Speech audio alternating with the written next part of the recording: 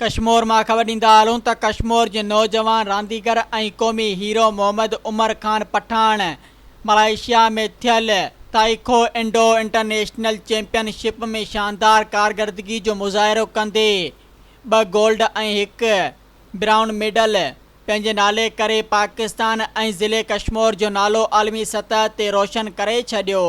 हीउ वॾो एज़ाज़ हासिल करण बाद जॾहिं हू गुडू पहुतो त शहर वासियुनि संदसि वालियाना इस्तक़बाल कयो। शहर में रैलियूं कढियूं वयूं, गुलनि जूं पंखड़ियूं निछावर कयूं वयूं। इन हवाले सां तफ़सीली रिपोर्ट ॾिसूं था कश्मीर खां। अवामी न्यूज़ जे रिपोर्टर मलिक बरकत अली जी हिन रिपोर्ट में। हाँ जी बिल्कुल इन टाइम मौजूद आहियूं कश्मीर गुडू में। जो उमर जेको आहे वर्ल्ड कप कटे जो मुल्क जे ऐं पाकिस्तान नालो रोशन कयो आहे। अचो था इन सां हक़ीक़ी ॻाल्हि ॿोलो था कयूं, इन जो शौक़ु जज़्बो कीअं पैदा थियो आहे, इन कीअं जो शौक़ु थियो आहे, इन जा किथे किथे मुक़ाबला थिया। असल में सिंध हुकूमत ऐं पाकिस्तान हुकूमत पारां जेको आहे इन सां छा तावनी कयो वियो, इन जो काथो इस्तक़बाल कयो वियो। अचो त उमर सां ॻाल्हि ॿोलो छा चवंदा। अस्सलाम वालेकुम। तव्हां इहो ॿुधायो तव्हांखे शौक़ु कीअं जाॻियो।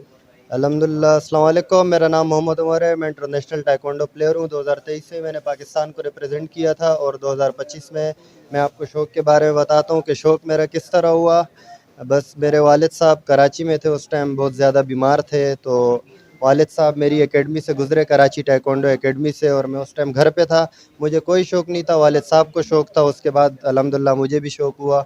उन्होंने बग़ैर इजाज़त के मेरे एडमिशन ले ली और अल्हम्दुलिल्लाह आज मैं कामयाब हो गया इस गेम में अल्हम्दुलिल्लाह। आपके जो मुकाबले हुए थे भारत से हुई थी, चीन से हुई थी, जब आपकी मुकाबला भारत से हुआ आपके दिल में क्या था।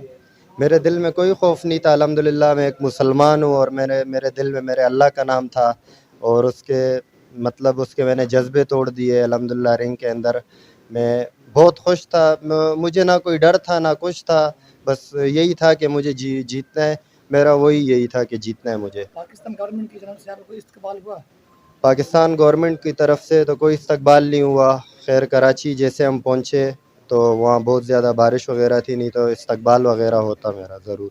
बिस्मिल्लाहिर्रहमानिर्रहीम। असां इहो चवंदासीं इंशाअल्लाह अॻिते बि मुंहिंजो पुटु महिनत करदो और पाकिस्तान जो नालो रोशन करदो। मां गुज़ारिश करदुमि MNA MPA सां वज़ीर आला सिंध सां बिलावल भुट्टो ज़रदारी सां जो मुंहिंजे पुट जी हेल्प करनि, असांजे पुट जी सपोर्ट करनि। असां सिंध जा पैदावार हूँ, असां सिंध जी धरती जा ॿार हूँ।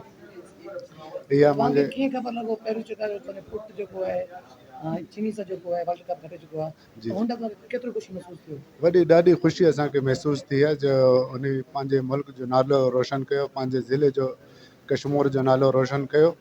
असांखे ॾाढी ख़ुशी थी आहे। बाक़ी इंडिया सां बि मुंहिंजे पुट जो मुक़ाबलो हुयो, उन बि इंडिया खे शिकस्त ॾेई करे असांजी ख़ुशी वधीक थी वई। जी बिल्कुलु, जीअं तव्हां ॾिसो था त हिकिड़ो बैकवर्ड इलाइक़ो कश्मीर जहिड़ो ज़िलो, पसमंदा इलाइक़ो, उन में इन पंहिंजी महिनत कई, पंहिंजी स्ट्रगल कई। कराची वियो 8-10 साल, उते जी स्ट्रगल आहे, जदोजहद आहे। उन खां पोइ हितां क़तर वेंदो आहे, क़तर में इन हिकु चकर मुक़ाबिलो कयो, उन खां पोइ मोटी आयो। अॼु माशाअल्लाह मौक़ो ॾिनो, मलेशिया वियो।